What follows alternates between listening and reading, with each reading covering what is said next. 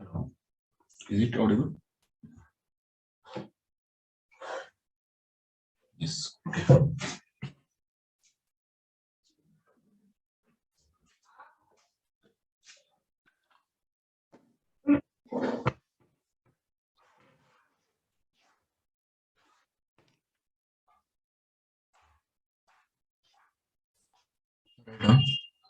Evaluation of improper integral.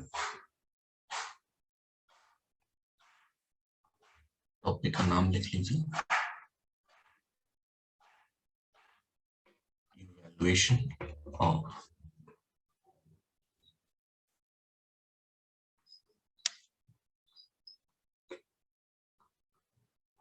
Proper integral.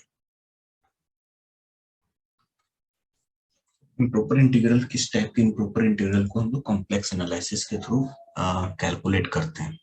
Let's say someone is asking to calculate minus infinity to infinity f of x dx. Then this can be calculated using the complex analysis.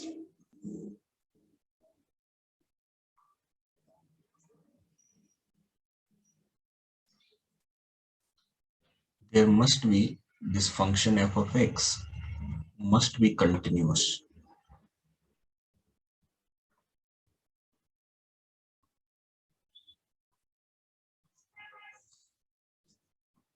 On a real axis. पर simply बोला गया है कि f of x जो है वो real axis it means minus infinity to infinity के बीच में कंटिन्यूअस होना चाहिए। अगर ये कंटिन्यूअस नहीं होता है तो क्या करना है? If f of x is not continuous,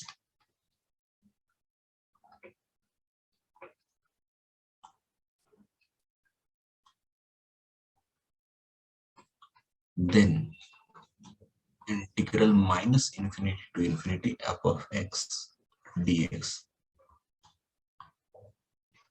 may get diverged.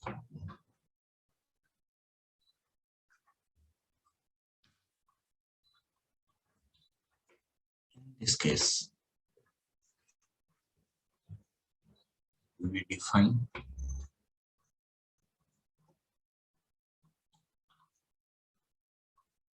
Cauchy's principal value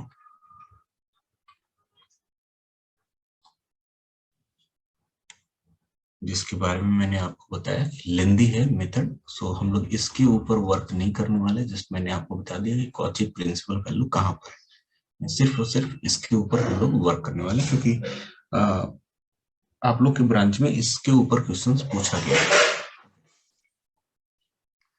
तो इवैल्यूएशन कैसे होगा उसको आप ग्राफ के थ्रू से समझने की कोशिश करना। माइनस इंफिनिटी से इंफिनिटी तक जाना है और इसी पे फंक्शंस है, ये रियल एक्सिस है। यहाँ पर इमेजिनरी एक्सिस भी बना लेते हैं, this is imaginary axis. Let's say ये पॉइंट है माइनस इंफिनिटी और ये पॉइंट है प्लस इंफिनिटी। मुझे इसी पाथ को फॉलो करते हुए यहाँ पे जाना है। तो मैंने क्या बोला कि लेट्स से ये जो minus infinity to infinity f of x d x है, कॉम्प्लेक्स वेरिएबल का यूज करना है, तो मैं इसको इक्वल टू लिख रहा हूँ integration of z dz, z dz लिख रहा हूँ। अब आपको समझना है कि सर ये कॉचेज ये जो इंटीग्रल है वो कॉम्प्लेक्स वेरिएबल में यहाँ पर एक क्लोज पाथ देना पड़ेगा। तो मैं माइनस इंफिनिटी से इंफिनिटी जाता हूँ और मुझे एंटी क्लॉकवाइज रोटेशन में क्लोज पाथ चाहिए। तो एंटी क्लॉकवाइज रोटेशन में अगर मुझे क्लोज पाथ चाहिए होगा तो मैं बोलूंगा कि सर मुझे ऊपर से ऐसे जाकर वापस यहाँ पर आना पड़ेगा, तब जाकर मुझे क्लोज पाथ मिलेगा। इट मीन्स ये जो मैंने कर्व सी बना दिया ऐसा और ये नीचे से लेकर ऐसे जा रहा है, this is called as upper half plane. This is upper half plane.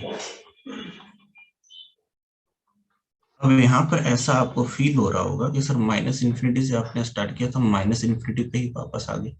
मैं वापस नहीं आया हूँ, ये जस्ट इमेजिनरी कॉन्सेप्ट है कि मैं माइनस इन्फिनिटी से प्लस इन्फिनिटी तक जाकर रुक गया, और इसमें मैंने इमेजिनरी प्लेन कंसिडर किया कि मैंने जब ऊपर का इंटायर प्लेन ले लो, जब इंटायर प्लेन ले लोगे तो कभी भी यहाँ से ऊपर जाने के बाद आप लौट कर कैसे आओगे, इंटायर प्लेन कंसिडर किया। मैंने बोला अपर हाफ प्लेन, पूरा का पूरा अपर हाफ प्लेन, तो सर ये पूरा का पूरा लिया गया, आप लौट कर आओगे ही नहीं, क्योंकि मैंने रेडियस बोला है, ये जो रेडियस है वो इंफिनिटी का है, रेडियस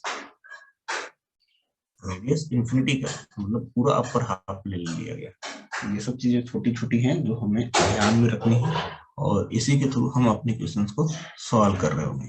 ओके, सो मैं यहाँ पर क्लोज का सिंबल लगा लेता हूँ, सी लिख लेता हूँ, और मैं सी को अपर हाफ प्लेन लिख लेता हूँ, अपर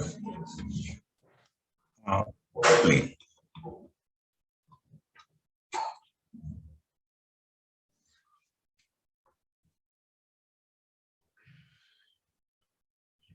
जो क्वेश्चन पूछे गए मैं उन क्वेश्चंस को भी ले लेता हूँ, जस्ट होल्ड अ मिनट।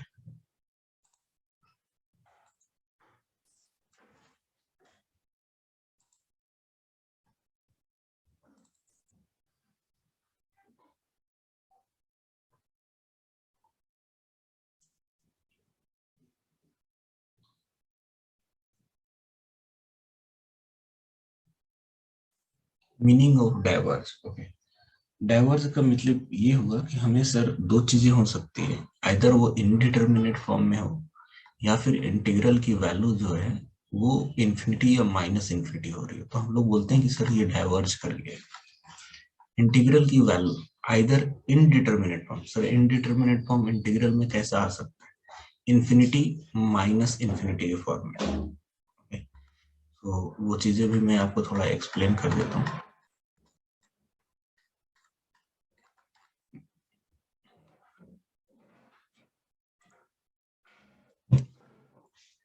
अगर मैं बोलूं कि sir minus infinity to infinity of x d x है, मैं ये वाले पे एग्जांपल लेकर बताता हूँ आपको कि लेट से कुछ ऐसा क्वेश्चन है, minus infinity to infinity 1/x dx। तो हम इसका इंटीग्रेशन डायरेक्टली नहीं कर सकते हैं, क्योंकि सर यहाँ पे जीरो पे ये फंक्शन डिसकंटिन्यूअस होता है। तो मैं बोलूंगा कि सर इसको माइनस इंफिनिटी से zero 1/x dx plus zero to infinity 1/x dx, मुझे ऐसा लिखना पड़ेगा।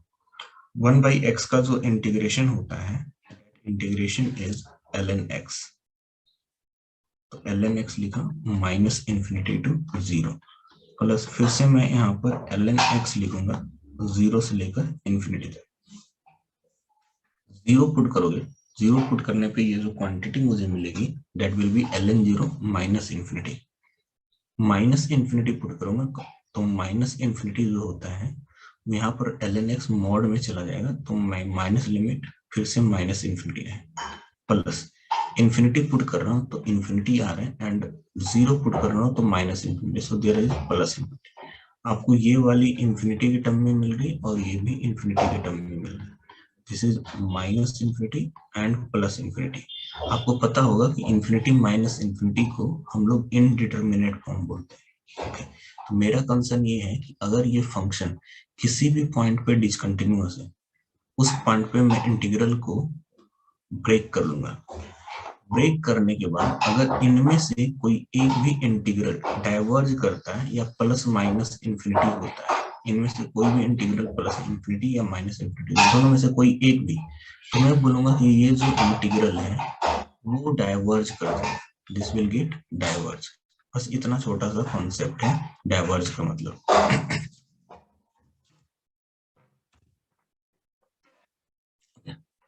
अब क्वेश्चन ले लेते हैं जो गेट में पूछा गया है। This was the question from Mechanical 2016.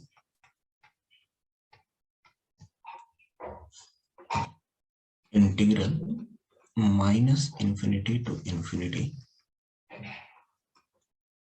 sin x upon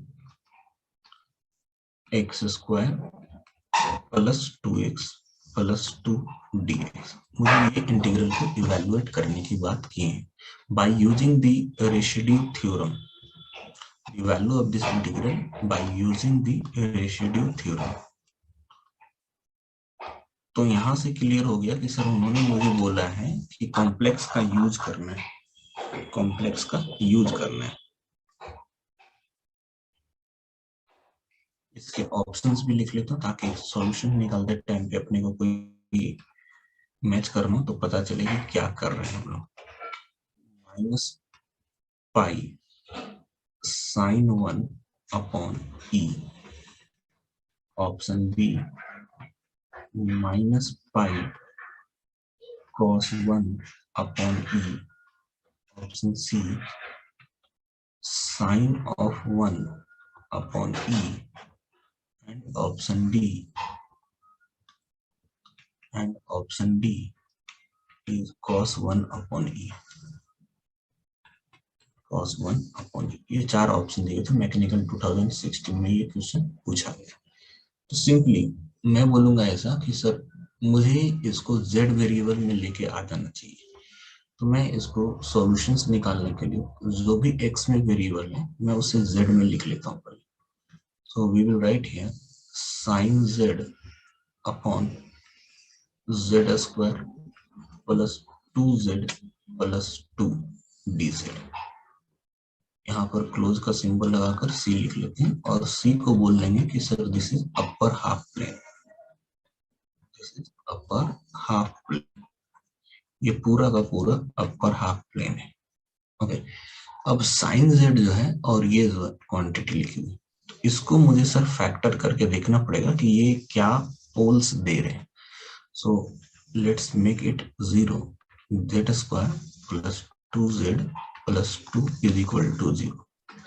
इससे जो z की वैल्यू मिलेगी that value will be z is equal to -2 plus and minus square root b square 4 minus 4ac 8 upon 2a, तो 2 लिख लेते हैं। Quantity will be -1 plus minus 2i, plus minus i है। 4 minus 8 is -4, -4 का square root करेंगे, -4 का square root करेंगे तो that will be 2i, and 2i को 2 से डिवाइड कर लेना है, तो 2i को 2 से डिवाइड करेंगे तो it will be only i। So -1 plus minus i are the poles of this one. It means अब इसमें दो पार्ट है, एक है -1 प्लस i एंड एक है -1 माइनस i। इनमें से कौन सी क्वांटिटी अपर हाफ प्लेन में होगी, इनमें से कौन सी क्वांटिटी अपर हाफ प्लेन में होगी? सर अपर हाफ प्लेन का मतलब होता है कि y की वैल्यू जो होनी चाहिए वो ग्रेटर देन 0 होना चाहिए, तभी हम अपर हाफ प्लेन में जाएंगे। यहाँ पर देख लो सर, ये वाली क्वांटिटी ये x की क्वांटिटी है और ये y की क्वांटिटी, तो अपर हाफ प्लेन में y की वैल्यू ग्रेटर देन 0 होनी चाहिए। y की वैल्यू ग्रेटर देन 0 इस वाले में है, तो मैं बोलूंगा कि ये जो पोल है वो इनसाइड है और ये जो पोल है वो आउटसाइड है। ओके, तो इनसाइड और आउटसाइड के कॉन्सेप्ट से मुझे ये वाले इन्वॉल्व करने हैं, ये वाले इन्वॉल्व नहीं करने, मुझे इसी पे रेसिड्यू कैलकुलेट करना पड़ेगा। ओके, तो देखो कि मैं इसमें कुछ और भी कॉन्सेप्ट लेकर आ रहा हूँ कि क्या क्या कर सकते हैं। ये जो साइन जेड दिख रहा है, पहले हम उस साइन जेड को एडजस्ट करेंगे, क्योंकि अगर मैं ऑप्शंस को ऑब्जर्व करूं तो ऑप्शंस में -1 प्लस आई पुट करने का नहीं है, ऑप्शन में 1 है ना। चलो पहले क्वेश्चन सॉल्व करते हैं, उसके बाद आगे के कैलकुलेशंस में जहां कहीं भी जरूरत पड़ेगी तो हम लोग इन्वॉल्व भी कर लेंगे, बाद में भी कर सकते हैं उसको। So let's start calculating the residue. Residue calculate करना चाहता हूँ at z is equal to -1 plus i पे। लेट से ये जो रूट है इसका नाम मैं z1 रख लेता हूँ और ये जो रूट है इसका नाम मैं z2 रख लेता हूँ। सो इस पॉइंट पे अगर मैं रेसिड्यू कैलकुलेट कर रहा हूँ, इट मींस मैं z1 पे रेसिड्यू कैलकुलेट कर रहा हूँ। So residue at z is equal to z1 to the complex variable function f of z is equal to limit z tends to z1 z minus z1 into sin z upon ये जो नीचे वाला terms है इसको मैं factor करके ऐसा लिख सकता हूँ z minus z1 into z minus z2. Now this z minus z1 will get cancelled out, and we will say कि sir this is sin z1 upon z1 minus z2 की क्वांटिटी बच रही है। z1 की जो value है वो है -1 प्लस आई, तो मैं यहाँ पर लिख सकता हूँ sine of -1 plus i divided by sir z1 minus z2। इसको जब आप माइनस करके z1 में z2 सब्ट्रैक्ट करोगे तो minus and minus plus one, -1 plus 1 cancel out and minus minus plus I, it will become here 2i। Okay, तो अगर मैं इंटीग्रल के बारे में बोलूं तो आप बोलोगे सर इंटीग्रल की वैल्यू जो होगी वो हो जाएगी 2πi इंटू रेसिड्यू। जब मैंने रेसिड्यू को चेक किया तो साइन -1 प्लस आई है और ऑप्शन में ऐसे -1 प्लस आई के टर्म्स में कहीं पे नहीं दिख रहे। इट मीन्स मुझे कुछ ना कुछ फर्दर और भी स्टेप्स इन्वॉल्व करने पड़ेंगे। सो वो स्टेप्स इन्वॉल्व होंगे सिर्फ और सिर्फ साइन -1 प्लस आई में। ओके, सो इसको ध्यान से समझने की कोशिश करना कि सर अगर साइन z है तो क्या मैं इसको ऐसा लिख सकता हूँ कि it is imaginary part of e raise to iota z। क्या मैं ऐसा लिख सकता हूँ? e raise to iota z जो होता है, e raise to iota z जो होते हैं उसको हम लोग लिखते हैं cos z plus iota sine z। तो मैं साइन z को imaginary part of e raise to iota z लिख सकता हूँ।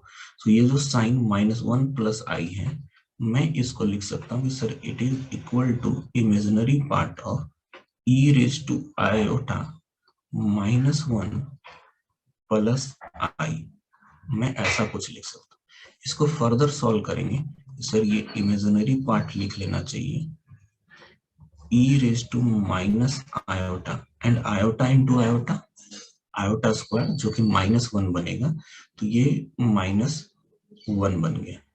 अब मैंने फर्दर इसको और भी सॉल्व करने की कोशिश की। मैंने लिखा है इसको imaginary part of e raise to minus iota into e raise to -1। Okay, e raise to -1 is a real number. मैं इसको फर्दर लिख सकता हूँ e raise to -1 and e raise to minus iota को जब सॉल्व करेंगे तो मैं कुछ ऐसा लिख सकता हूँ cos of -1 plus iota sine of -1। ध्यान से देखना e raise to iota z cos z plus iota sine z है, तो e raise to minus iota it means यहाँ पर z की वैल्यू -1 है, तो cos of -1 plus iota sine of -1 बनेगा। अब मुझे इसमें से इमेजिनरी पार्ट को ही लिखना है, सिर्फ इमेजिनरी पार्ट को लिखना है। सर ये वाला जो पार्ट है वो रियल नंबर वाला पार्ट है और इसको इसके साथ में मल्टीपल कर दूं तो इमेजिनरी वाला पार्ट मिल जाएगा। So imaginary part is e raise to -1 sine of -1। Sine of minus theta is minus sine theta, so we will say कि sir this is minus sine 1 upon e raise to -1 की value e के equal होती है, तो -sin1 upon e मैंने लिख लिया। ये वैल्यू आई है इस वाले न्यूमरेटर वाले पार्ट की। तो अब हम लोग इंटीग्रल की वैल्यू लिख रहे हैं, इसलिए integral is equal to sine z upon z square plus 2z plus 2dz। ये जो इंटीग्रल आएगा उसे हम लोग बोलेंगे 2πi इंटू सम ऑफ रेशिड्यू। रेशिड्यू जो निकल कर आया है -sin1 upon e divided by, यहाँ पर है रेशिड्यू। ओके, तो यहाँ पर क्या है डिवाइडेड बाय 2i, तो मैंने यहाँ पर 2i लिखा। ये जो हमने कैलकुलेट किया ये तो जस्ट साइन -1 प्लस आई की वैल्यू ये पुट किया, 2i से डिवाइड किया, सर 2i कैंसिल आउट होगा, बचे क्या है, बचे हैं sir -pi sine of 1 upon, ऐसे कौन से ऑप्शंस में अवेलेबल देखो ए में है। तो वी विल से कि सर ये जो है हमने कॉम्प्लेक्स इंटीग्रेशन का यूज करते हुए लिखा था और ये किसकी वैल्यूज के इक्वल है, sir this is equal to minus infinity to infinity sine x upon x square plus 2x plus 2 dx, ये इक्वल आ गया minus pi sine 1 upon e के इक्वल आ गया, और यही अपना आंसर कहलाएगा। So this is the concept behind the improper integral, evaluation of improper integral using the complex analysis. देखो एक क्वेश्चन के तौर पे मैं यहाँ पे लिखता हूँ, समझने की कोशिश करना कि कॉचीज प्रिंसिपल वैल्यू का यूज कहाँ पे होता है। Let's see, they have asked to calculate minus infinity to infinity sin x upon x into x square plus 1 dx। अब ये क्वेश्चन काफी लेंदी हो जाएगा और इसके लिए हमें काफी कॉन्सेप्ट भी पढ़ना पड़ेगा। रीजन कि सर यहाँ पर माइनस इंफिनिटी टू इंफिनिटी जो इंटीग्रेशन करने के लिए बोला गया है, ये इंटीग्रल एक्चुअली डाइवर्ज होगा। हमें अगर सिर्फ ये इंटीग्रल की वैल्यू पूछेगा तो मैं बोलूंगा डाइवर्ज हो जाएगा। क्यों? क्योंकि सर x इक्वल टू 0 जो है वो इसी के ऊपर लाइज कर रहा है, और समथिंग अपॉन 0 इनफाइनाइट बना जाएगा तो ये डाइवर्ज हो जाएगा, ये डाइवर्ज होता है। तो मैं ऐसे इंटीग्रल के लिए कॉचीज प्रिंसिपल वैल्यू डिफाइन करते हैं।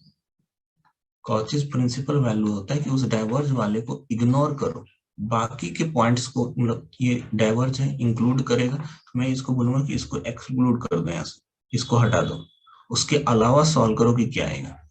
ओके, इसको बोलते हैं कॉचीज प्रिंसिपल वैल्यू, जो कि एक लेंदी कॉन्सेप्ट है, मैं यहाँ पर डिस्कस नहीं कर रहा हूँ, आपके सिलेबस में भी नहीं है। Now we are starting with power series.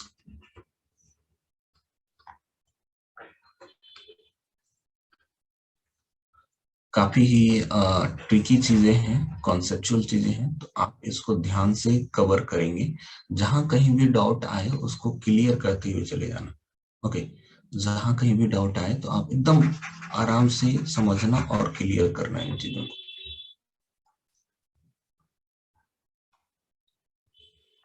तो आई थिंक कि आप लोग को ज्योमेट्रिक सीरीज 11th-12th स्टैंडर्ड से ही पता होगा।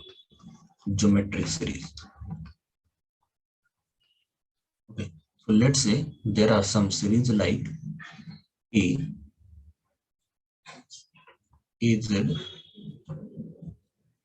az square az cube up to so।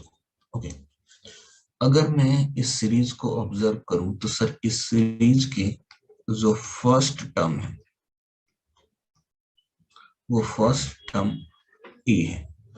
What is the common ratio? What is the common ratio? Common ratio में बोलूंगा किसी भी दो कंसेक्यूटिव टर्म का रेशियो। तो ए जेड को ए से डिवाइड करोगे it will be become Z. Okay, common ratio की वैल्यू जेड है। तो मैंने इसमें कुछ सम को डिफाइन किया कि सर पहले nth टर्म डिफाइन कर लेते हैं।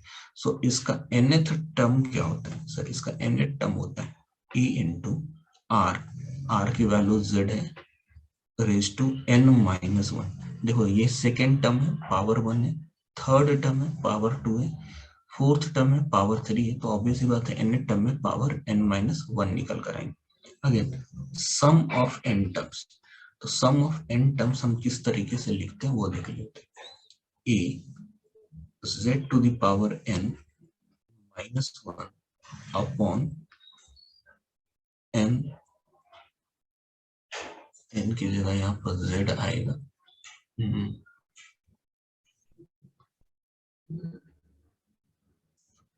z-1। हम लोग लिखते a r to the power n-1 upon r-1, r की जगह z यूज किया है। तो यहाँ पर कंडीशंस डाले जाते हैं कि मॉड ऑफ z की जो वैल्यू होनी चाहिए, मॉड ऑफ z की जो वैल्यू होनी चाहिए that must be less than 1। Okay, must be less than 1 होना चाहिए। फिर मैं बोलूंगा कि a times 1 minus z raise to n upon 1 minus z होनी चाहिए। ये होगा कब? जब मॉड ऑफ z की value greater than, mod of z की value greater than 1। One more condition कि सर ये वैल्यू n टाइम्स z की इक्वल हो जाएगी। कब? जब ये मॉड ऑफ z की जो वैल्यू है वो 1 की इक्वल।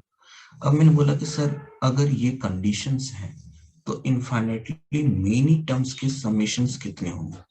देखो अगर यहाँ पर मॉड ऑफ z की वैल्यू ग्रेटर देन 1 है तो ये वाली वैल्यू 1 से बड़ी होने के कारण इसके ऊपर इन्फिनिटी लगाओगे तो इनफाइनाइट हो जाएगा। यहाँ पर भी इन्फिनिटी पुट करोगे तो ये इनफाइनाइट हो जाएगा। ओके क्योंकि n की वैल्यू इन्फिनिटी है और मॉड ऑफ z 1 है तो n टेंस टू इन्फिनिटी के लिए ये इनफिनाइट बन रहा है और यहाँ से ये भी इनफिनाइट बन रहा है। बच रहे हैं क्वांटिटी ये। इसमें अगर मैं इन्फिनिटी पुट कर दूं सर मॉड ऑफ z की वैल्यू लेस देन 1 है और इसके ऊपर इन्फिनिटी रख दूं something to the power infinity जो कि 1 से कम है। 0 से 1 के बीच में अगर हो कोई क्वांटिटी या -1 से 1 के बीच में कोई क्वांटिटी हो उसके ऊपर में इनफिनिटली मिनी पावर करोगे तो वो 0 बन जाएगा। So this term will become 0। सो ये बन जाएगा कुछ ऐसा a upon 1 minus z, a upon 1 minus z बनेगा और हम लोग इसको बोलेंगे this is true when mod of z is less than 1। यहाँ से ही पूरा पावर सीरीज का कॉन्सेप्ट स्टार्ट हो रहा है। सर अगर मैं यहाँ पर a की जगह 1 ले लूं तो मैं बोलूंगा 1 बाई 1 माइनस z। ये समेशन से निकल कर आ रहा है। समेशन किसका निकल कर आ रहा है? सीरीज का। कौन सा सीरीज है? ये वाला सीरीज, ये वाला सीरीज। इसमें a की वैल्यूज 1 पुट कर रहा हूं। अगर मैं a की वैल्यूज 1 पुट कर लूं तो आपको दिखेगा 1 plus z square plus z cube plus up to so and this is valid only for mod of z less than 1। क्योंकि ये वाला कंडीशन रहेगा तभी तो मैं इस सीरीज को ऐसा लिख रहा हूँ। इट मींस इस सीरीज को ऐसा लिख रहा हूँ। दोनों एक दूसरे का रेसिप्रोकल तरह से कि सर इसको मैं ऐसा लिख रहा हूँ तो इस वाले को ऐसा लिख सकते हैं mod of z less than 1 के लिए। तो इसी को हम लोग अब फार्मूलेट करेंगे कि सर हम लोग यूज क्या करने वाले हैं। तो फर्स्ट फार्मूलेशन हमने किया कि अगर 1 प्लस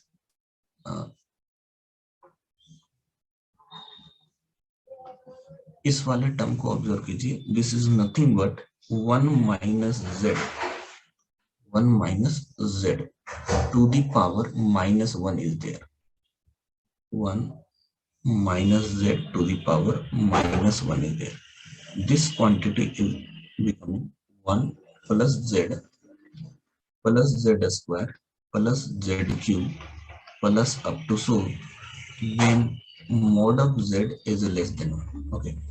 सेकेंड फार्मूला जो मुझे फार्मूलेट हो रहा है, अगर मैं z को -z से रिप्लेस कर दूं तो मुझे मिलेगा ये sir 1 plus z to the power -1 is equal to 1 minus z plus z square minus z cube plus up to so, and both of these are true for mod of z less than 1 only.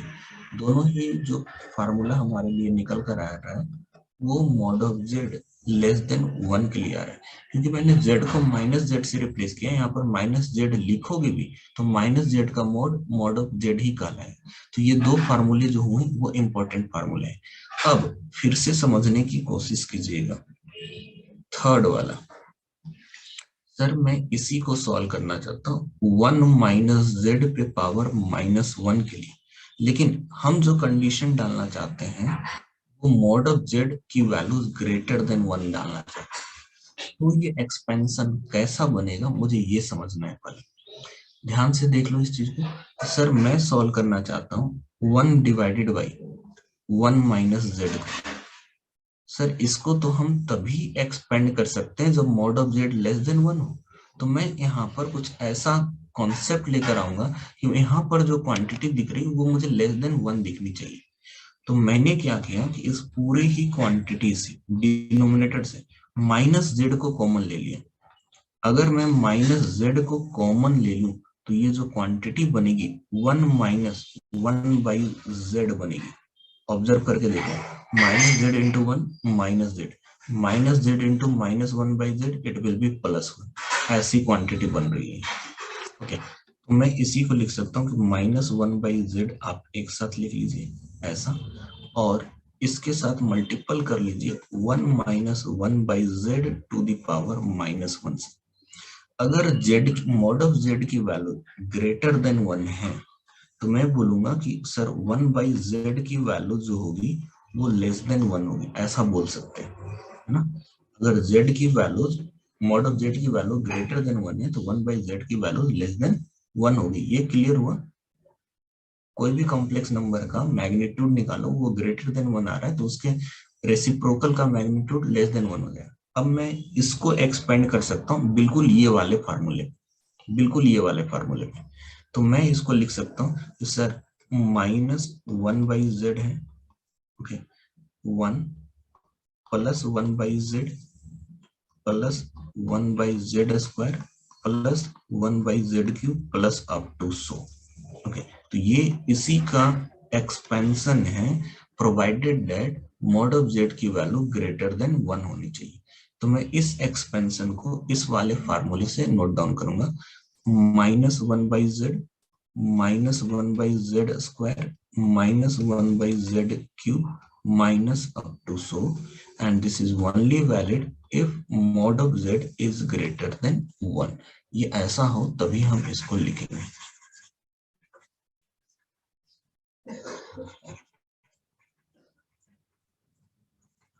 Similarly जो third वाला series मैंने बनाया है उस series में z को मैं -z से रिप्लेस कर रहा हूँ, z को मैं -z से रिप्लेस कर रहा हूँ। सो वी विल सी कि sir this is 1 plus z to the power -1। z को -z से रिप्लेस करोगे it will become 1/z -1/z²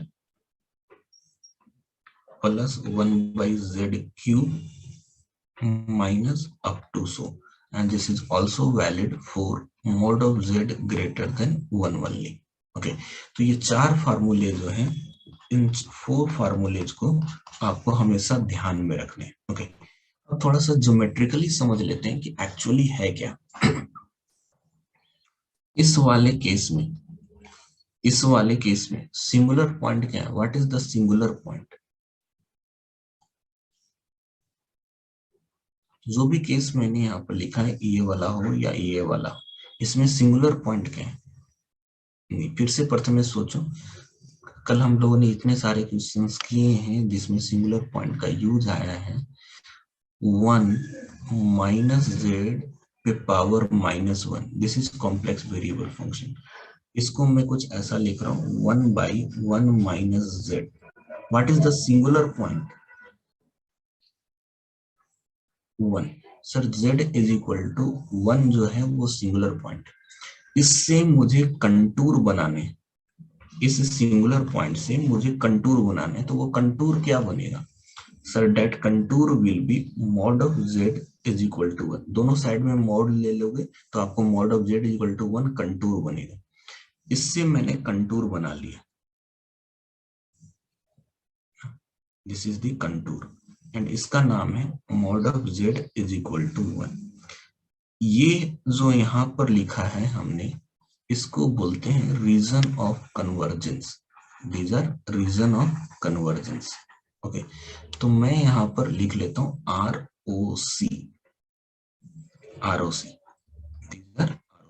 तो ROC जो आपको दिख रहा है यहाँ पर, वो ROC कहाँ है सर, दिए हुए कंटूर के इनसाइड में, दिए हुए कंटूर के इनसाइड में, ROC is in inside.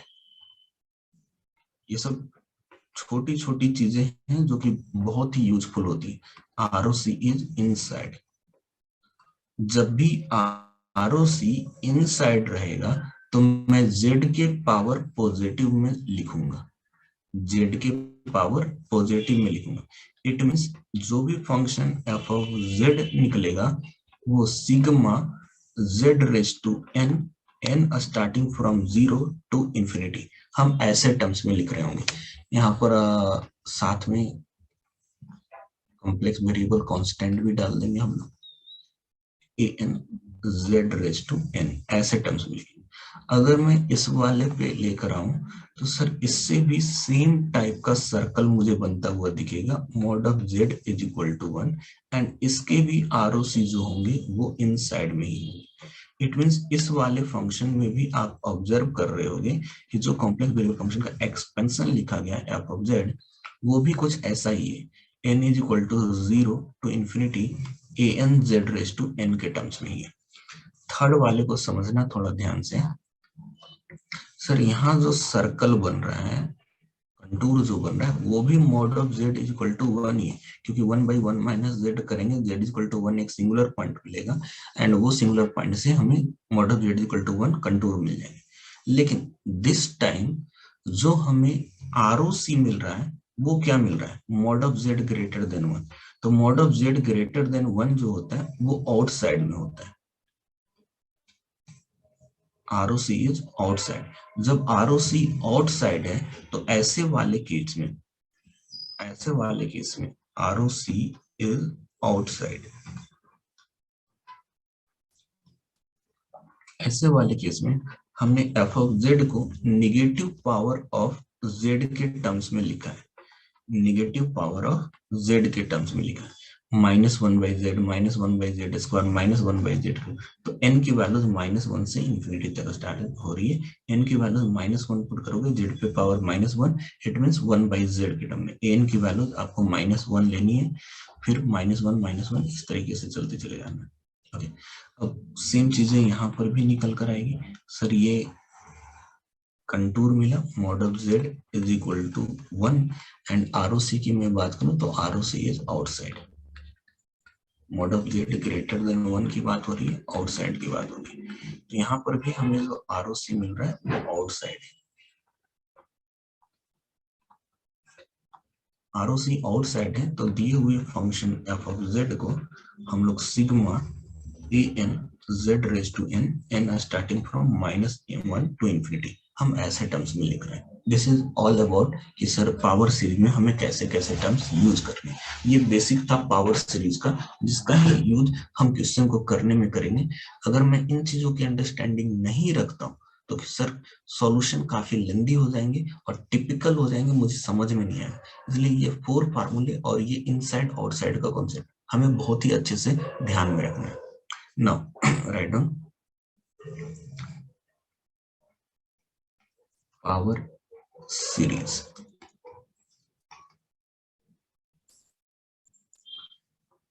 Let f of z is a complex variable function which is possibly का मतलब हो सकता है और नहीं भी हो सकता है, possibly not analytic at z is equal to z0, then it can be written as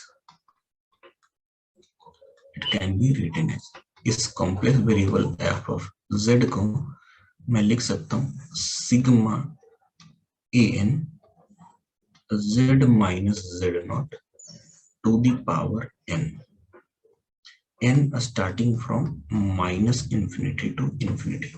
अब इसके दो पार्ट हैं, इस पूरे के दो पार्ट हैं। इसको मैं कुछ ऐसा लिख सकता हूं, n is equal to -infinity to -infinity to -1, -infinity to -1 an z minus z0 to the power n plus sigma n is equal to 0 to infinity an z minus z0 to the power n। ये जो value है, ये जो expansion है, इसको हम लोग बोला करते हैं Taylor series expansion, Taylor series expansion. Okay, और ये जो पूरा निकल कर आता है इंक्लूडिंग नेगेटिव पावर, अगर कहीं पे भी नेगेटिव पावर आ गया तो ये जो सीरीज बनकर आएगा इसको हम लोग बोला करेंगे लॉरेंट्ज सीरीज बोला करेंगे। इसी पावर सीरीज में लॉरेंट सीरीज, टेलर सीरीज, मैंने दोनों को एक साथ फिनिश किया है, Laurent series and Taylor series both. Clear हुआ है यहाँ तक?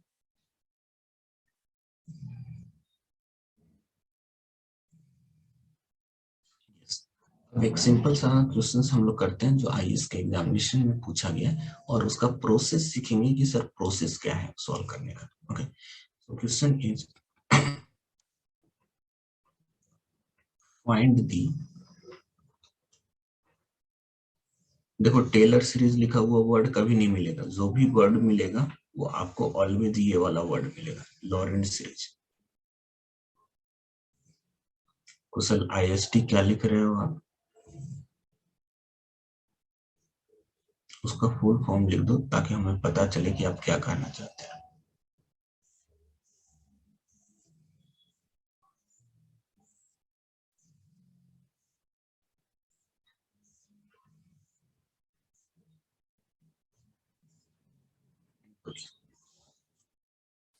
Find the Lorentz,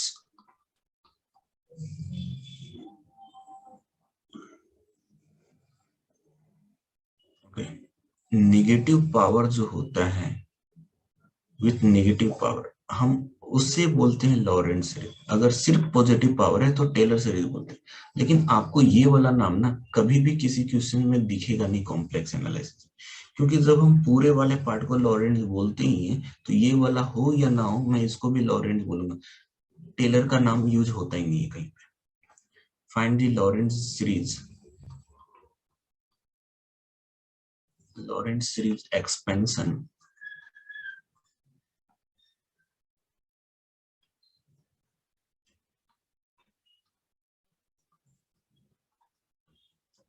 about z is equal to 0 for the function, for the complex variable function f of z is equal to z upon z minus 1 into z minus 2. Case 1, mod of z less than 1. Case 2, 1 is less than, mod of z is less than 2. Case 3, mod of z greater than 2. किसी भी examination में अगर question आता है तो इनमें से कोई एक क्वेश्चन आता है, तीन के तीन आपसे एक साथ नहीं पूछेंगे। सो प्रोसेस सीख लेते हैं और सभी से सॉल्व करके देख लेते हैं कि क्या क्या करना है इसमें। तो सॉल्यूशंस निकालने के लिए हमने जो फार्मूला पढ़ा है वो ये 4 फार्मूले पढ़े हैं, 4 फार्मूले, तो मुझे इसी के टर्म्स में लेकर आना है फाइनली, तो मैं डिसाइड कर पाऊंगा कि सर सॉल्यूशन जल्दी से मैं क्या लिख सकता हूँ। तो 1 माइनस जेड पे पावर में -1, it mean 1 by 1 minus Z, it is 1 by 1 plus Z, ऐसे टर्म्स में मुझे लिखना है। इट मीन्स यहाँ पर अगर मैं पार्शियल फ्रैक्शन का यूज कर लूं तो सर आसानी हो जाएगी। So just try to understand, अगर आपको पार्शियल फ्रैक्शन किसी भी वे से आता है तो आप इसको लिख लेंगे। सो z upon z minus 1 z minus 2 है, मैं इसको लिख सकता हूँ 1 by z minus 1 minus 1 by z minus 1, यहाँ पर 2 लिख लो, z माइनस 1 जाएगा minus z minus minus plus 2, it will become z मुझे चाहिए तो प्लस लिख लेते हैं, प्लस लिखेंगे तो क्या आ जाएगा, थोड़ा सा चेंजिंग करना पड़ेगा अपन को।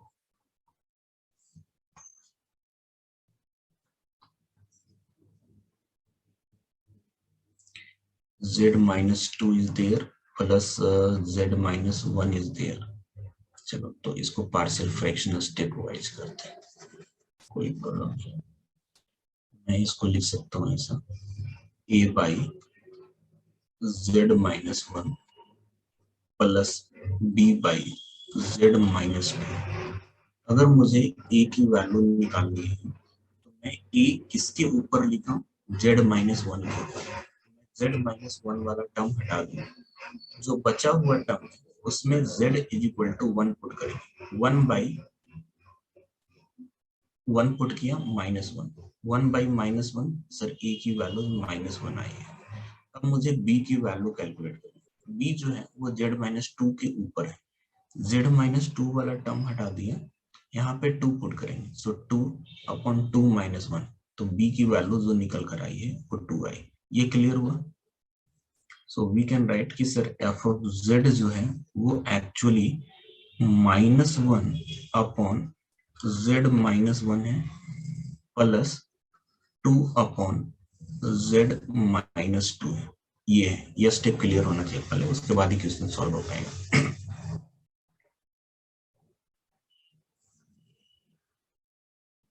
यस, अब सर हम केस पे चले जाएंगे कि ये 3 केस में से कौन से केस को सॉल्व करना है। So let's take first case, mod of z less than 1। Sir कुछ भी हो जाए, क्वेश्चंस को हमें इन्हीं 4 से तो सॉल्व करना है, यही 4 फार्मूले से तो सॉल्व करना है। कुछ भी हो जाए इन्हीं 4 फार्मूले, तो दिए हुए फंक्शन को सबसे पहले उन स्टैंडर्ड फॉर्म में लेकर आ जाओ।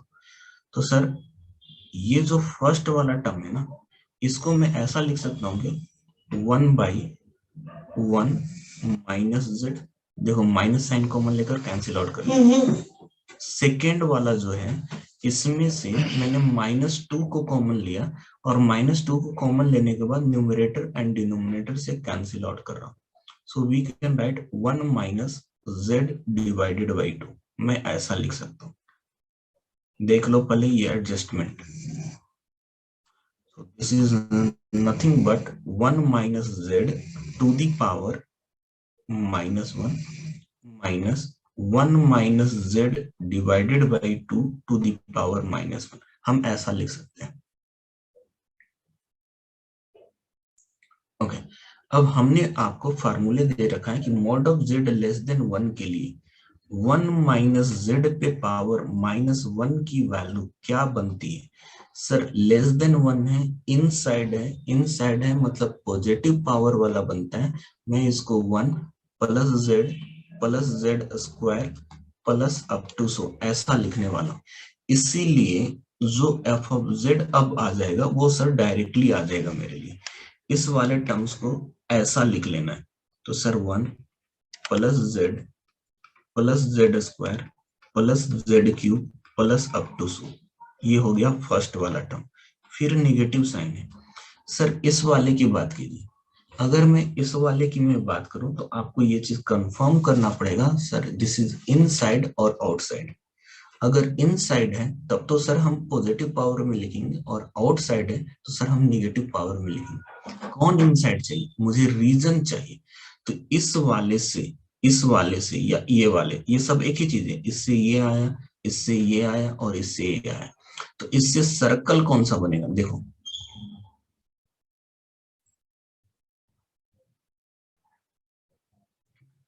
अंदर वाला जो सर्कल है वो mod of z is equal to 1, अंदर वाला circle mod of z is equal to 1 है।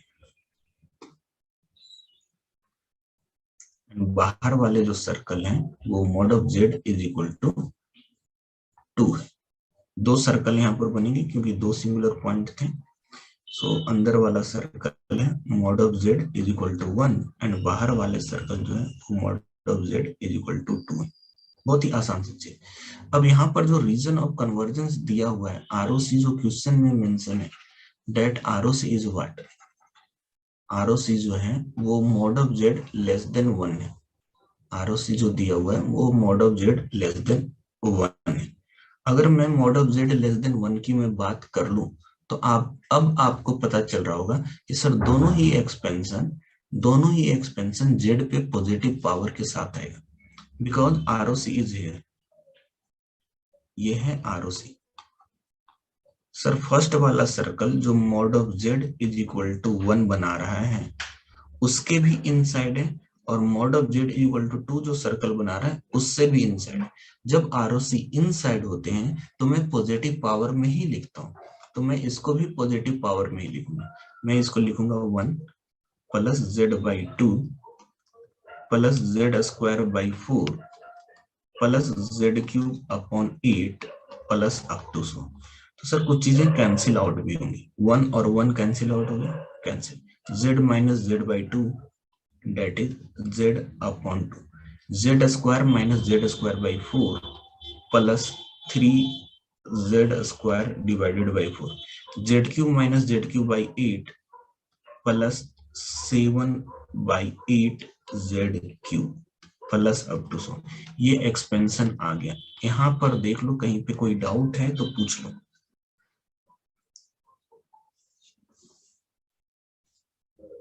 हमारे लिए आरओसी को लोकेट करना बहुत, आरओसी फिर से बताऊं, ठीक है। आरओसी वो वाली क्वांटिटी है जिसके लिए क्वेश्चंस में मुझे एक्सपेंशन पूछा गया है। आरओसी वो वाली क्वांटिटी, ठीक है। तो आरओसी वो वाली क्वांटिटी है जो क्वेश्चंस में जिसके लिए मुझे एक्सपेंशन पूछा गया है। This is mod of Z less than 1। ये छोटे वाले सर्कल के भी इनसाइड में है और बड़े वाले सर्कल के भी इनसाइड में है। आप देख लो, यहाँ जो मैंने 4 डायग्राम बनाए हैं उसमें मैंने यही चीज समझाने की कोशिश की है कि अगर आरओसी दिए हुए कंटूर के इनसाइड में होता है तो मैं जेड पे पॉजिटिव पावर के टर्म्स में एक्सपेंशन करता हूं। आरओसी अगर इनसाइड होते हैं तो जेड पे मैं पॉजिटिव पावर के टर्म्स में एक्सपेंशन करता हूं, और अगर आरओसी आउटसाइड हो गए तो मैं सर निगेटिव पावर में एक्सपेंशन करूंगा। तो यहाँ पर जो है ये वाला केस वो इनसाइड का केस है, ये वाला केस भी इनसाइड का केस है, क्योंकि mod of Z less than 1, mod of Z less than 1, inside inside वाला केस है। लेकिन ये दोनों केस जो है वो आउटसाइड वाले केस हैं। This cases are for outside, region of convergence outside हो रहा है। तो रीजन ऑफ कन्वर्जेंस आउटसाइड है तो मैं निगेटिव पावर में एक्सपेंड करूंगा। अब इस क्वेश्चन पे आया तो sir there are two poles, z is equal to 1 and z is equal to 2। तो इनसे दो सर्कल बनेंगे, एक सर्कल बनेगा mod of z is equal to 1, दूसरा सर्कल बनेगा mod of z is equal to 2। यहां से बन रहा है वो सर दो पोल्स थे, एक z is equal to 1 and दूसरा पोल था z इज इक्वल टू 2। तो इससे एक सर्कल बना mod of z is equal to 1, इससे दूसरा सर्कल बना mod of z is equal to 2। Mod of z is equal to 2 दूसरा सर्कल बना, मैंने दोनों सर्कल बना लिए। क्वेश्चन में बोला है mod of z less than 1, तो मैंने mod of z less than 1 के बारे में बोला, तो ये ग्रीन वाला part mod of z less than 1 है। ये जो आरओसी है वो mod of z less than 1। तो ये पहले वाले कंटूर के भी इनसाइड है, दूसरे वाले कंटूर के भी इनसाइड है। तो इनसाइड रहने पे सारे पॉजिटिव पावर में ओपन होंगे, मुझे पॉजिटिव वाला फार्मूला यूज करना पड़ेगा। तो मैं इन दोनों फार्मूले को यूज कर सकता हूँ। अब क्लियर हुआ? यस। अब हम लोग सेकेंड वाले फार्मूले के ऊपर जाते हैं, सेकेंड वाले क्वेश्चन के ऊपर जाते हैं। सेकेंड वाला क्वेश्चन है 1 is less than mod z is less than 2। Circle फिर से वैसा ही बनेगा, दो ही सर्कल बनने वाले हैं, mod of z is equal to 1 and mod of z is equal to 2। So we are writing here mod of z is equal to 1 and mod of z is equal to 2. Now just try to think about the region of convergence, जिसके लिए मुझे question पूछा गया है वो reason of convergence 1 से 2 के बीच में है। तो मैं 1 से 2 के बीच का रीजन, सर 1 से 2 का बीच का रीजन यहाँ पर है, दिस इज द रीजन 1 से 2 का बीच का रीजन। इसी को हम लोग बोलेंगे कि सर ये आरओसी है जो कि दिया हुआ है 1 is less than mod of z is less than 2, ये आरओसी दिया हुआ है। जो कॉम्प्लेक्स वेरिएबल फंक्शन हमने एक्सपेंड करके लिखा था f ऑफ z, वो ये वाला है 1 माइनस z के power -1 minus 1 minus z by 2 to the power -1। अब आप ध्यान में रखो कि सर पहले वाले से इनसाइड है या आउटसाइड है, जो pole z is equal to 1 दे रहा है वो ये वाला टर्म है। This is the term that is responsible for z is equal to 1, mod of z is equal to 1 circle. तो mod of z is equal to 1 circle से ये कैसा है, आउटसाइड, इससे आउटसाइड, इस पे आउटसाइड वाला लगेगा, इस पे क्या लगेगा सर, ये जो बनाएगा वो mod of z is equal to 2 circle बनाएगा। Mod of z is equal to 2 का सर्कल ये रहा और इसके अंदर है तो इसमें इनसाइड वाला कॉन्सेप्ट लगेगा, ये क्लियर हुआ? यस। अब देखो कि अगर आउटसाइड होता है तो फार्मूला क्या लिख रखा है मैंने, सर अगर आउटसाइड है तो 1 - z, अगर निगेटिव है तो ये सीरीज पूरा निगेटिव है, और 1/z ऐसे टर्म्स में। तो निगेटिव वाले में हम इसको आउटसाइड में उसी फार्मूले से डायरेक्टली लिखना स्टार्ट कर लेंगे, -1/z -1/z² -1/z³ minus up to so, ये मैंने लिख लिया। एंड सर दूसरे वाले में तो कोई प्रॉब्लम ही नहीं है, इसको तो डायरेक्टली पॉजिटिव पावर में लिखना है क्योंकि इनसाइड वाला टर्म है। तो मैं 1 + z/2 + z²/4 + z³/8 plus up to so, ऐसा लिख लेता हूँ। सर इन दोनों में कुछ भी कॉमन नहीं आएगा, कुछ भी कैंसिल आउट नहीं होगा, क्योंकि ये निगेटिव पावर वाला है और ये पॉजिटिव पावर वाला है, कुछ भी कैंसिल आउट नहीं होने वाला है इनमें। So this will be the complete answer. यहाँ पर ये आंसर हो गया, यहाँ पर ये आंसर हो गया। अब थर्ड वाला केस भी देख लेते हैं। थर्ड वाला केस में mod of Z greater than 2 दिया गया है। थर्ड वाले केस में mod of Z greater than 2 दिया हुआ है। तो इस टाइम पे भी हम दो सर्कल बनाने वाले हैं। First circle is mod of z is equal to 1. Second circle is mod of z is equal to 2. Region of convergence. So region of convergence is here. ROC जो दिया हुआ है वो यहाँ पे ROC दिया हुआ है, दिस इज ROC, जो कि मुझे बोला गया है mod of z greater then 2 है। पहले मैं यहाँ पर फंक्शंस लिख लूंगा कि f of z क्या है। सर f of z की वैल्यू जो है वो actually 1 - z to the power -1 minus 1 - z/2 to the power -1। Sir इससे जो कंटूर बन रहा है mod of z is equal to 1 बन रहा है। Mod of z is equal to 1 से रीजन ऑफ कन्वर्जेंस आउटसाइड है, ये आउटसाइड है। उसी तरीके से यहां से अगर मैं सर्कल बनाऊं तो sir mod of z is equal to 2 बन रहा है। इस mod of z is equal to 2 से रीजन ऑफ कन्वर्जेंस का है, सर इससे भी रीजन ऑफ कन्वर्जेंस जो बन रहा है वो आउटसाइड बन रहा है। जब भी आउटसाइड आएगा तो मैं नेगेटिव पावर में सॉल्व करना स्टार्ट करूंगा। So first terms will be written as -1/z -1/z² -1/z³ minus up to so minus. Second वाले के टर्म में लिखेंगे तो माइनस, देखो अगर 1/z लिखूं तो z/2 बनेगा क्योंकि यहाँ पर z/2 और ये 2 ऊपर चला जाएगा तो मैं इसको 2/z ऐसा लिख सकता हूँ। सो -2/z माइनस 2/z का होल स्क्वायर, तो 4/z² माइनस 2/z का होल क्यूब, 2 का cube 8/z³ minus up to. Sir negative sign लगा हुआ है यहाँ पे, तो ये निगेटिव एंड निगेटिव पॉजिटिव बना देगा सब जगह पे। सो 2/z minus 1/z, sir it is 1/z। Minus minus plus,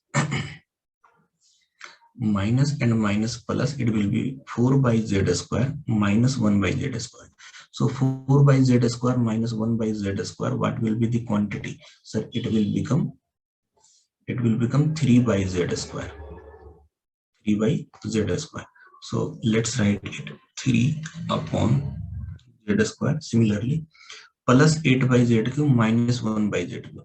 8 minus 1 7, 7/z³ plus up to. तो ये आ गया f ऑफ z की value in the third case, और ये हो जाएगा अपना आंसर। तो तीनों क्वेश्चन का आंसर हमने निकाल लिया। मेन यहाँ पर इंपॉर्टेंट रीजन ऑफ कन्वर्जेंस का है। रीजन ऑफ कन्वर्जेंस को लोकेट करना आ गया, तो आप पहले लोकेट करेंगे इनसाइड है या आउटसाइड है, और आप इन 4 फार्मूले को 4 फार्मूले को याद रखेंगे।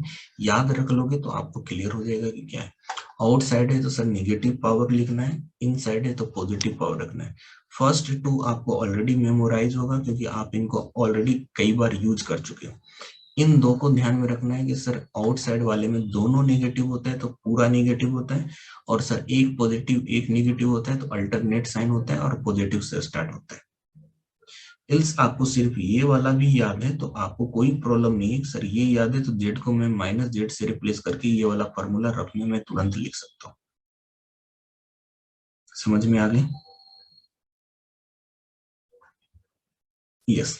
कुछ और भी क्वेश्चंस मैं यहाँ पर कर लेता हूँ। ये जो क्वेश्चन कराया वो मैं आईएएस का क्वेश्चन था, पूछा हुआ पीएससी एग्जामिनेशन का। कुछ और क्वेश्चन कर लेते हैं। Let's say there is a complex variable function f of z is equal to 1 upon z into z plus 2। मुझसे जो पूछा गया है वो कुछ ऐसा पूछा गया है कि मुझे इसका एक्सपेंशन करना है region of convergence mod of z minus 1 less than 1 के लिए करनी है। मुझे ऐसा करना है। लग गई अपनी तो ये सर अभी तक तो mod of Z less than 1 mod of Z greater than 1 पे वर्क कर रहे थे। अब यहाँ पर बोल दिया mod of Z minus 1 is less than 1। It means मुझे मैपिंग का हेल्प लेना पड़ेगा। मैपिंग क्या होता है, हमें प्रॉब्लम कर रहा है जेड माइनस 1 ना, तो हम लोग एज्यूम कर लेंगे कि लेट, सॉल्यूशन लिखने के लिए मैं अलग ही लिख दूं तो बेटर है।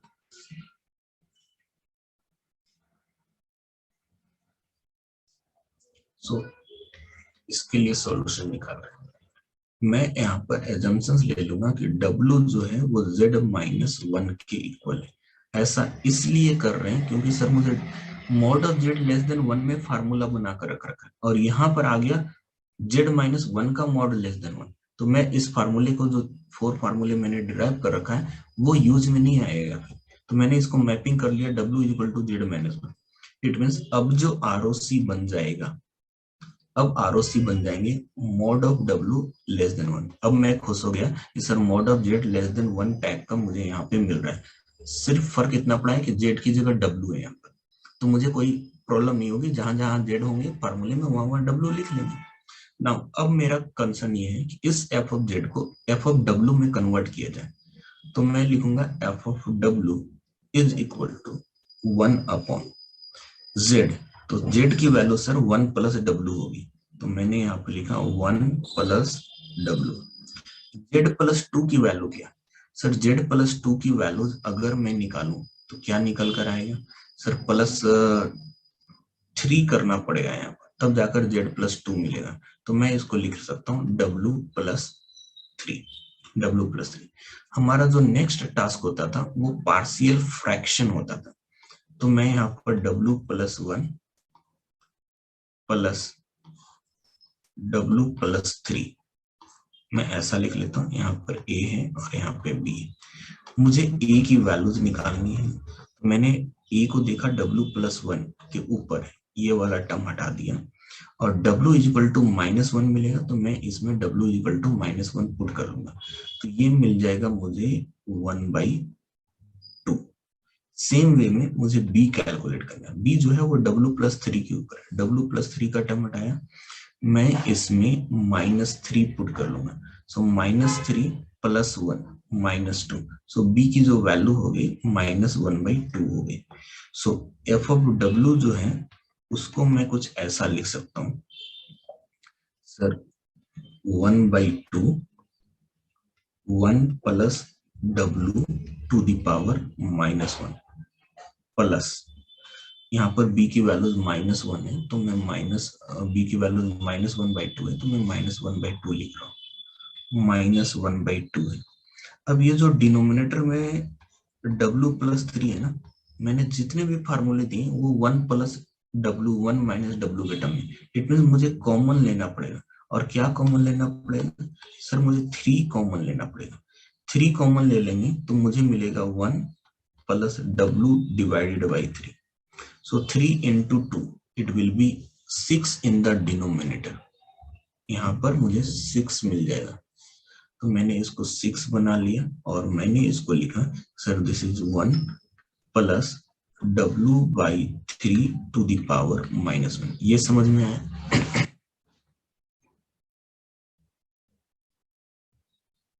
यस। अब हम आरओसी के ऊपर जाएंगे कि हमारा आरओसी क्या दिया हुआ है। तो हमारा जो आरओसी है, रीजन ऑफ कन्वर्जेंस है, वो mod of W is less than 1 है।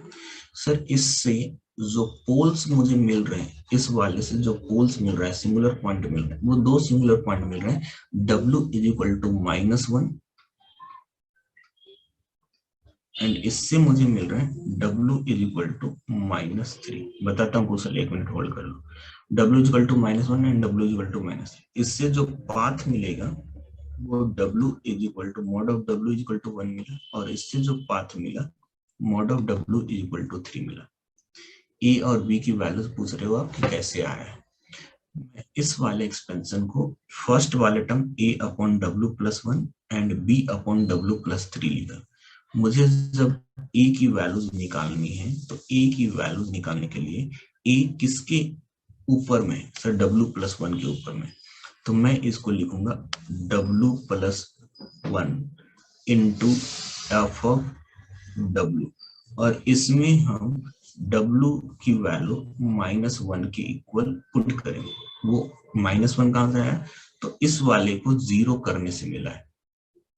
अब देखो कि W प्लस 1 को एफ ऑफ W से मल्टीपल करेंगे तो W प्लस 1 और कैंसिल आउट हो जाएगा, बचेगा क्या, sir it will be 1 by W plus 3 and इस W में -1 पुट करोगे तो इट विल बिकम 1/2। सिमिलरली अगर सर मुझे B कैलकुलेट करना है तो B किसके ऊपर लिखा है, W प्लस 3 के ऊपर, तो मैं W प्लस 3 लिखूंगा, एफ ऑफ W लिख रहा हूँ, और इसमें पुट करूंगा W की वैल्यू -3 क्यों, क्योंकि इसको 0 करेंगे तो -3 मिल रहा है, -3 पुट करेंगे। सो ये वाला टर्म कैंसिल आउट होकर 1/1 प्लस W बनाएगा। ये W की values -3, so -3 plus 1 -2, so it is becoming -1/2, तो B की वैल्यूज -1/2 है। क्लियर हुआ?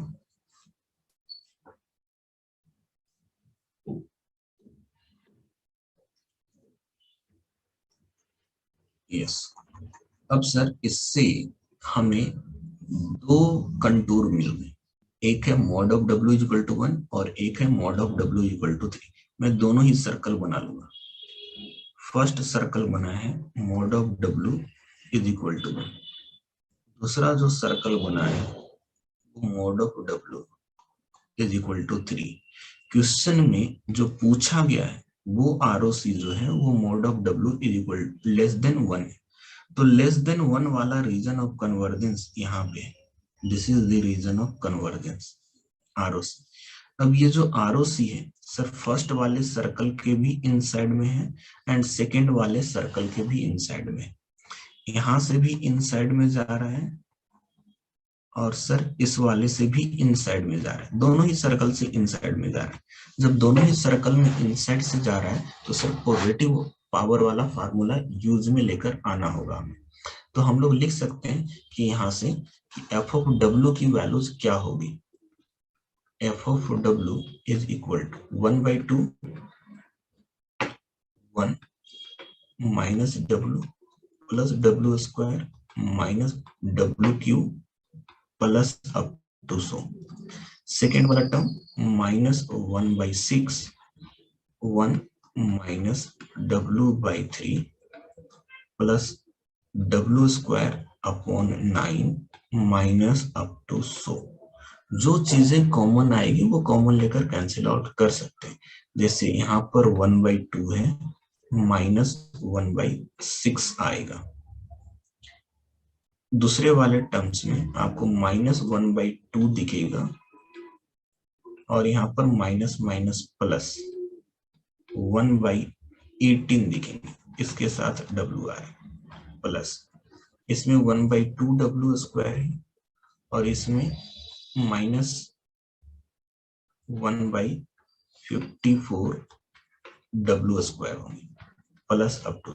अब ये एलसीएम लेकर सॉल्व कर लेना, वो क्वांटिटी निकल कर आ जाएगी। एलसीएम 6 आएगा, 3 minus 1, 3 minus 1 is 2, so this is 1/3 plus इसका जो एलसीएम आ जाएगा डेट विल बी 18 आ रही है, तो फिर मैं लिखूंगा यहाँ पर -9 प्लस 1 -9 + 1 इज -8, -8 अपॉन 18, -8 अपॉन 18 को क्या लिख सकते हैं, -4 अपॉन 9,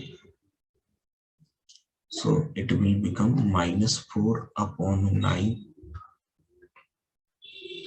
W प्लस, सर इन दोनों का एलसीएम 54, 54 एलसीएम आ जाएगा, तो यहाँ पर 27 - 1, 27 - 1 इज 26, डिवाइडेड बाई 54 करेंगे तो 13/27, so we will write 13 upon 27 W square minus up to 100। Okay, ये आ गया। अब सर ये एफ ऑफ डब्ल्यू आए, मुझे किसका एक्सपेंशन चाहिए था, एफ ऑफ जेड का, तो क्या एज्यूम किया था सर, डब्ल्यू की वैल्यू जेड -1 एज्यूम की थी, यही एज्यूम किया, डब्ल्यू की वैल्यू z-1, तो रिप्लेस कर लीजिए, मैं इसको लिख सकता हूँ 1/3 -4 upon 9 z-1 plus 13 upon 27 z-1 whole square minus up to 100। Clear हुए? ये अपना आंसर हो गया। अब देख लो कि सर जब प्रीवियस वाला ही क्वेश्चन बहुत ही रेयरली पूछा जाता है, तो ये z=1 वाले क्वेश्चन कैसे ऐसे पूछ सकते हैं, रेयरली ही ऐसे बनते हैं, ईएससी में पूछे जा सकते हैं, मैं ये मानता हूँ, ठीक है, ईएससी में पूछे जा सकता है। अब गेट में क्या क्वेश्चन पूछा है वो मैं बता देता हूँ, गेट में क्या पूछा है। ये क्वेश्चन पूछा हुआ है गेट में, there is a complex variable function f of z is equal to 1 plus z-1 plus 1 plus z-1, याद आना चाहिए, 1 plus 1 minus z, ठीक है, ऐसा ही होगा, 1 plus 1 minus z plus 1 minus z square plus 1 minus z cube plus up to, ये पूछा गया है कि ये किसके इक्वल है, इक्वल टू, ऐसे 4 ऑप्शन दे रखे थे, 1/1 minus z, 1/z minus 1/z, 1/1 plus z, ऐसे 4 ऑप्शन दिए हुए। तो सर मुझे इसमें तो टेंशन लेने की जरूरत ही नहीं है ना, मैं तो सिर्फ इतना समझूंगा कि सर ये जीपी है, this is a GP, observe कर लो, जो हमने स्टार्टिंग से कॉन्सेप्ट लेकर चला उसी कॉन्सेप्ट पे ये जीपी है, और जीपी के इनफाइनेटली मेनी टर्म्स का समेशन मुझे बताना है क्या होता है, तो मैं यहाँ पर कंसिडरेशन लेकर चलूंगा कि सर ये कन्वर्ज तो तभी करेगा जब मॉड कॉमन रेशियो की वैल्यूज लेस देन 1 हो, कॉमन रेशियो की वैल्यू लेस देन 1, और उस केस में हम जो इनफाइनेटली मेनी टर्म का समेशन लिखते हैं वो a अपॉन 1 माइनस r लिखते हैं। तो फर्स्ट टर्म क्या है सर 1, कॉमन रेशियो क्या है, common ratio is 1 minus z, और ऐसा लिखने के टाइम पे सिर्फ मुझे ये चीज बोलना पड़ेगा कि 1 माइनस z का जो मॉड होना चाहिए वो लेस देन 1 होना चाहिए। तो यहाँ से इनफाइनेटली मेनी टर्म्स का जो समेशन निकल कर आ गया वो निकल कर आ गया 1/1 minus 1 plus z that is equal to 1/z, answer आ गया। क्लियर हुआ?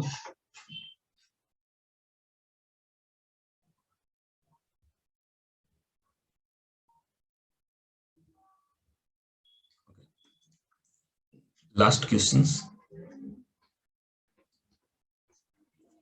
let's say there is a complex variable function f of z is equal to z upon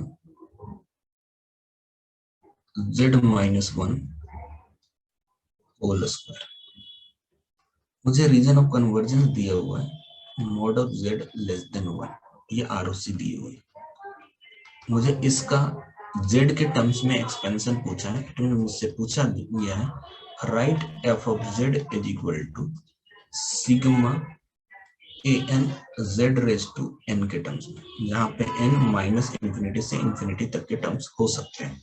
मुझे ऐसे टर्म्स में लिखने के लिए बोला। सर अभी तक जो भी आपने क्वेश्चंस करवाए थे वो यहाँ पे पावर 1 की तरह से था, जितने भी क्वेश्चन कराए वो देख लो सर, पावर 1 है ना, सब पे पोल पे पावर 1 था। अब यहाँ पर पोल की मल्टीप्लिसिटी बढ़ गई, वो पोल की मल्टीप्लिसिटी 2 हो गई, तो मुझे इसको थोड़ा सा सोचना पड़ेगा कि सर कैसे करना चाहिए।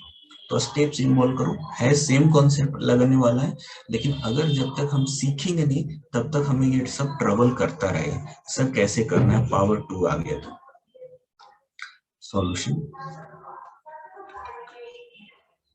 मैं एफ ऑफ जेड को कुछ ऐसा लिख सकता हूँ, Z -1 +1 on z-1 whole square. So simply it can be written as 1 by z-1 plus 1 by z-1 whole square. Okay, हम ऐसा लिख सकते हैं। okay. अब 1 by z-1 जो है इसको मैं कुछ ऐसा लिख सकता हूँ, माइनस कॉमन ले लीजिए तो 1 माइनस जेड बन जाएगा, तो माइनस ऑफ 1 माइनस जेड पे पावर -1। हमें ऐसा ही लिखना है क्योंकि सर मुझे इसी का फार्मूला पता ही है, मुझे दूसरे का फार्मूला पता ही नहीं, तो मैं ऐसे ही टर्म लिखूं। मैं माइनस कॉमन लिया तो 1 माइनस जेड बना, माइनस लिख लिया, और 1 minus z, 1 by 1 minus z, 1 minus z to the power -1। अब इसके ऊपर आइए, सर ये z-1 का स्क्वायर है, स्क्वायर होने के कारण मैं z-1 का स्क्वायर लिखूं या 1 माइनस जेड का स्क्वायर लिखूं, कोई भी फर्क नहीं पड़ने वाला। सो मैं इसको लिख लेता हूं plus 1 minus z to the power 2 with negative sign -2। ये स्टेप समझ में आना चाहिए, इसमें कोई भी प्रॉब्लम हो फिर से पूछ लो। क्लियर है? Got it, okay. अब सर यहाँ पर मुझे एक ही पोल दिख रहा था और वो पोल था z is equal to 1, z is equal to 1। तो ये जो पोल है z इज इक्वल टू 1, इससे जो कंटूर बनेंगे वो कंटूर क्या बनेगा sir, that contour will be mod of z is equal to 1। तो मैंने सर्कल बना लिया, ये है अपना circle, mod of z is equal to 1 जो कि पोल से बनता है। अब मैंने पूछा ROC क्या है, यहाँ पे ROC क्या है यहाँ पे, तो सर क्वेश्चन के अकॉर्डिंग ROC की जो वैल्यू दी गई है mod of z less than 1 दी गई, एंड वो mod of z is less than 1 यहाँ पे आ रहा है, यहाँ पे आ रहा है। और ये कहाँ है सर, दिस इज इनसाइड, ये कैसा है इनसाइड में। तो मैं जो भी एक्सपेंशन इसका लिखूंगा मैं इनसाइड वाला ही यूज करने वाला हूँ। तो हमें टर्म दिख रहा है 1 माइनस जेड पे पावर 1 -1 एंड 1 माइनस जेड पे पावर -2। तो हमने 4 फार्मूलेज पढ़े हैं, उसमें से एक फार्मूला है 1 माइनस जेड पे पावर -1 फॉर इनसाइड, और इसकी जो वैल्यूज निकल कर आ रही थी वो थी 1 plus z square plus z cube plus up to 100। Okay, ऐसा था एक्सपेंशन। अब सर ये जो एक्सपेंशन है, इस एक्सपेंशन को मैं डिफरेंशिएट कर दूं d upon dz, 1 minus z पे पावर -1। तो सर मुझे इस साइड में भी डिफरेंशिएशन करना पड़ेगा, 1 plus z square plus z cube plus up to 100। Sir इसका जब डिफरेंशिएशन करेंगे तो -1 माइनस जेड पे पावर -2 आएगा, 1 का डिफरेंशिएशन 0, माइनस जेड का differentiation -1, so minus and minus it will become plus. तो 1 माइनस जेड पे पावर -2 आ चुका है, इज इक्वल टू इसका डिफरेंशिएशन 1 का डिफरेंशिएशन 0, जेड का differentiation 1, next differentiation 2z, next differentiation 3z square plus up to 100। आप चाहो तो इसको फार्मूले की तरह याद रख सकते हो, चाहो तो याद रखने की कोई जरूरत नहीं है। जब भी जरूरत पड़ेगा तो हम इसको डिफरेंशिएट करेंगे, डिफरेंशिएट करने के बाद हम ऐसे लाकर लिख लेंगे, हमें कोई प्रॉब्लम नहीं होगी, कर लेंगे इतना। अब अगर कभी 1 + z का पूछा तो सर इसमें z को -z से रिप्लेस कर लोगे, 1 + z पे पावर -2 पहुंच जाएगा। ठीक है, क्वेश्चन पे फोकस करते हैं। f of z is equal to, minus sign है, माइनस साइन लगा लिया, 1 - z पे power -1, so it is 1 plus z square plus z³ plus up to so, okay, plus 1 - z पे पावर -2 लेने वाले, 1 - z पे power -2, sir 1 plus 2z plus 3z square plus 4z³ plus up to so.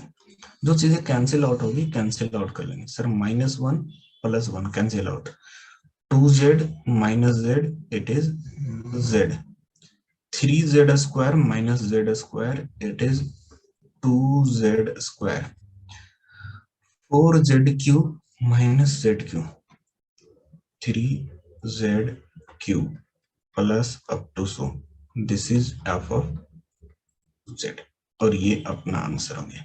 Clear है? Yes, तो यहाँ पर complex के पूरे कॉन्सेप्ट थ्योरी जो भी था वो मैंने फिनिश किया है। ठीक है, जो आपकी यूज में है। अननेसेसरी एग्जाम नजदीक है तो मैं ये चीज बोलूंगा कि अननेसेसरी कॉन्सेप्ट अभी थोड़ा अवॉइड कर दो। कॉम्प्लेक्स का बहुत सारे कॉन्सेप्ट है,